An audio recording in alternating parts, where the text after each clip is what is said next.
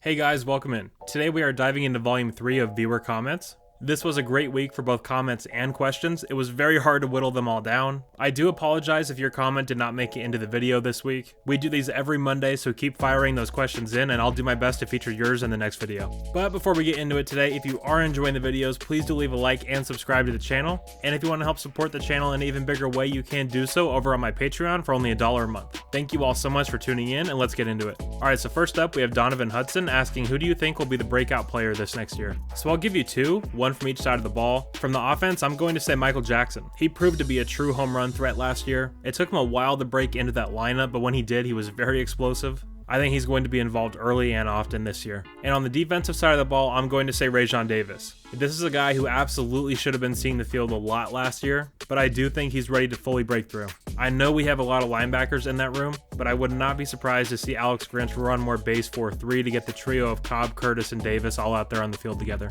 Okay, next we have Jonathan Jones asking, how can we get these defensive linemen from the South? Alright, so with this, in my opinion, it's pretty simple. It's proof of concept. Prove you can get guys along that defensive line drafted and drafted early.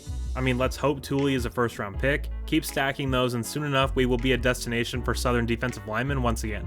When you have a guy like Drake Jackson, for example, a big-time athlete, his freshman year he looks like he's going to be an early first-round pick, and not only does he not get developed, but he regresses. Recruits see that, recruits hear about that, and recruits weigh stuff like that very heavily when they're deciding what school to go to. Why go all the way out west to USC when you have Georgia, LSU, Alabama, Texas A&M right in your backyard? All these schools that have recent track records of putting elite defensive linemen into the NFL. SC has to change the narrative and prove to those kids that they're serious about defense, and specifically that defensive line. Recruits see things much differently than you or I do. But hey, hit on a few guys and put them into the league and we'll be right back up there. Alright, next up we have BHTS Go Hard asking, if Grinch doesn't get it done this season, who do you think should replace him in 2024? Alright, so if USC does not make the playoffs this year, I think it's fair to assume that Alex Grinch won't be retained. So just a few names that come to mind without doing any real research on this. I mean, the first one is quite obvious with Jim Leonhard. I'm a huge fan of Jim, even back to his playing days, but I think he's a phenomenal coach, big name, he has a credible name.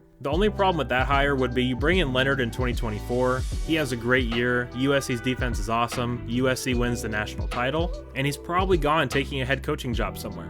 Now, we have seen this with Nick Saban in Alabama. He loses coordinators on both sides of the ball all the damn time. At some point, Lincoln is going to have to create a defensive culture that can survive no matter who the coordinator is. I'm not saying we have to be a top 5 defense every year, but it needs to be a mainstay in the top 30 or so. I mean, this last year, if we had a top 30 defense, we at very least win the conference and make the playoffs. But some other names I would be interested in. I mean, can you steal a guy like Phil Parker from Iowa? That would be a home run. Will Muschamp would be a big time hire. And I'm also a big fan of Brian Brown, who is currently the defensive coordinator for Cincinnati. Oh boy, next up we have Mars Jams 2 saying, you clowns been having a losing season for over a decades. Oklahoma been winning and getting in the playoffs.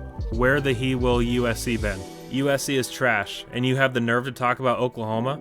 Oklahoma have one losing season in 23 years and now it's over for Oklahoma? Damn clowns. Oklahoma gonna be way better than USC ever been. Yes, once they get in SEC. Oklahoma recruiting is way better than USC. Oh man, so sad to see yet another example of the failure of the Oklahoma educational system.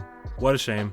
I'm sure you'll march right on into the SEC and roll over those little schools like Alabama, Tennessee, LSU, Georgia. I mean, hell, Brent needs to prove he can score a single point against Texas before we even begin talking about you guys beating them. But yeah, I'm sure you guys will just waltz on in there and have instant success. And as for the recruiting comment, I'm going to give you a pass because I know numbers aren't Oklahoma fan strong suits. So good luck in the SEC, pal. God knows you're gonna need it. Next, we have Christian Cards asking, does this put SC in the top 10 for the 23 class? So this is of course in reference to the signing of Deuce Robinson, and the answer to this is yes. SC has moved up to number 8 in the high school recruiting rankings, and number 7 overall for both high school players and transfers. But even more importantly than the numbers, I love the players we brought in. I mean, you just look at how this staff recruits, and you can clearly see what they're going for. With the previous regime, I had no idea what they were targeting or what they were doing. Signing random 3-stars from Texas just didn't make any sense. But with this staff, everything is calculated. They target very specific players that fit both a physical and character profile, which I just love. Okay, and finally, we finished up with Greg, who asks, am I crazy to think that if it wasn't for the pandemic that affected the 2020 season, Dave Aranda could be our head coach right now? Just think about it.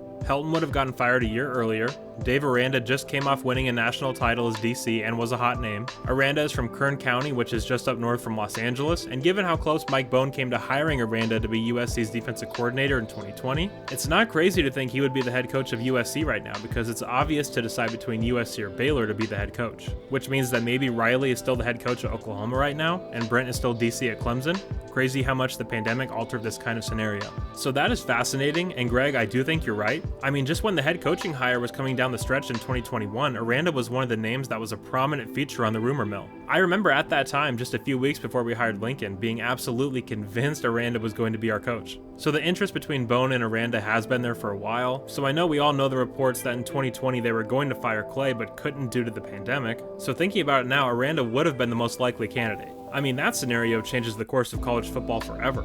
I do think Lincoln was not happy with the support he was getting at Oklahoma, so I think he probably ends up at LSU after Coach O gets fired. But just talking about Aranda, I do think he could have had a lot of success here at SC. I mean, I was thrilled when I thought he was going to be the guy in 2021. But yeah, that 2020 season changed everything. The only bright spot of that pandemic season is that we didn't have to play that first game against Alabama. Pretty sure that game would have been worse than the 52-6 game in 2016. But that's a really interesting scenario, and the more I think about it, the more I think that's how it would have played out had Clay been fired after the 2019 season. Let me know what you guys think about that scenario down in the comments. Alright guys, that is all the questions and comments I have for you today. Again, we do these videos every Monday. When the season starts, I'll probably move it to midweek, but for now, it is every Monday, so make sure you fire in your questions and comments if you want them featured in the video. And if you guys did enjoy this, please do leave a like and subscribe to the channel. It really helps out so much. And if you want to help support the channel in an even bigger way, you can do so over on my Patreon for only $1 a month. Thank you all so much for tuning in. Thank you all for being here. You guys are all awesome, and as always, take care and fight on.